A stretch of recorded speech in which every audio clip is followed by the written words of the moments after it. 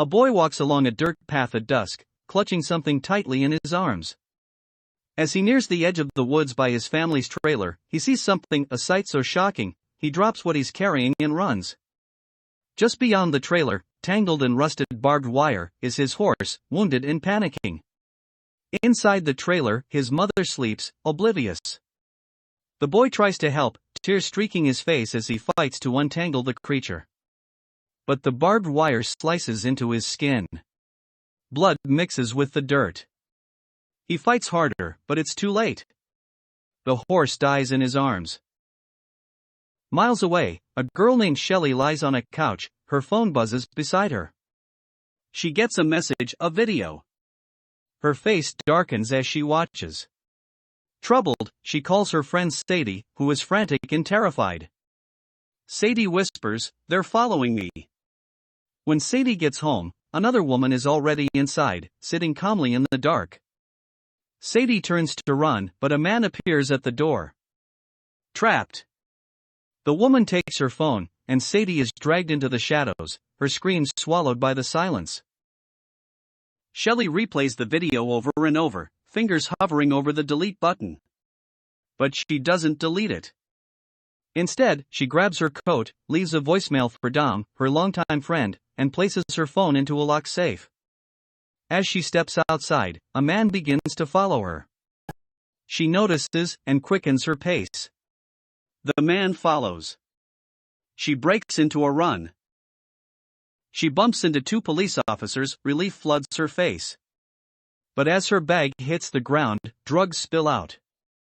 Their eyes narrow. She's arrested. The man watches from across the street and disappears into the crowd. Meanwhile, Eric, a quiet, handsome young man, is enduring taunts and cruelty in rehab. He's been broken before, but this time feels different. His past is a weight he can no longer carry. The trauma of his childhood festers like an open wound. He's ready to end it all. But then, Shelley is brought in. Something in her energy halts him. Her presence interrupts the darkness. Unknowingly, she saves his life.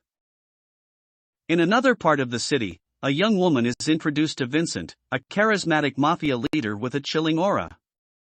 The mysterious woman, whom we now know works for him, calls Vincent to come see something. When he arrives, Sadie lies unconscious on the ground. He whispers in her ear. Her body stiffens. Her eyes lose all light. In a trance, she kills herself. Her soul is drawn into Vincent's hands, feeding him with dark power. Back at the juvenile detention center, Shelley and Eric exchange fleeting glances during PE. At lunch, they aren't allowed to sit together due to a strict separation policy, but Shelley approaches him anyway. She introduces herself. He does the same. That spark grows into friendship. But they both carry ghosts, burdens neither of them know how to share yet.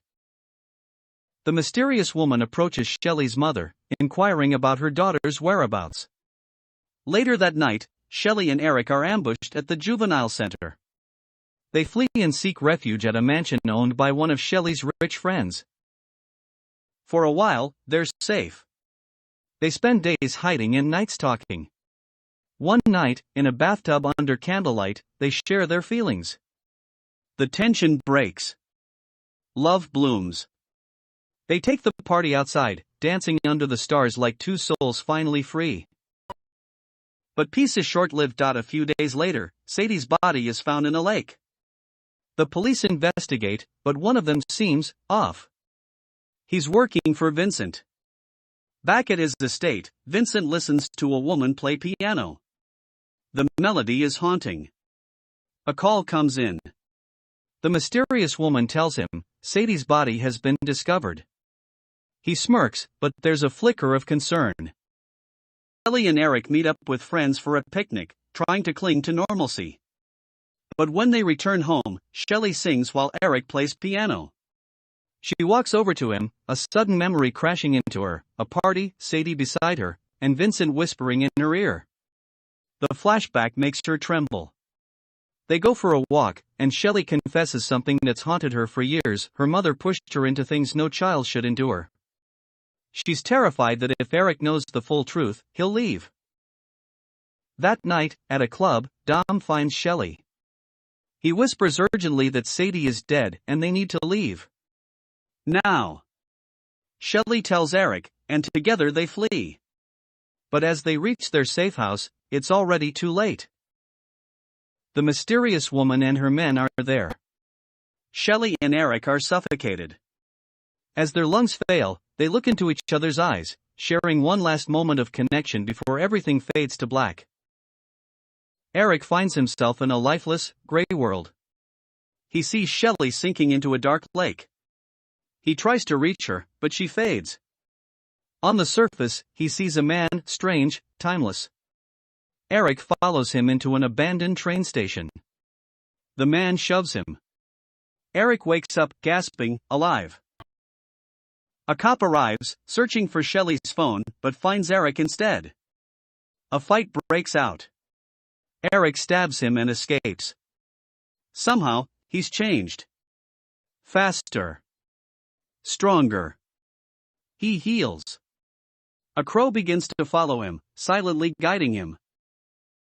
In the in-between world, the strange man returns.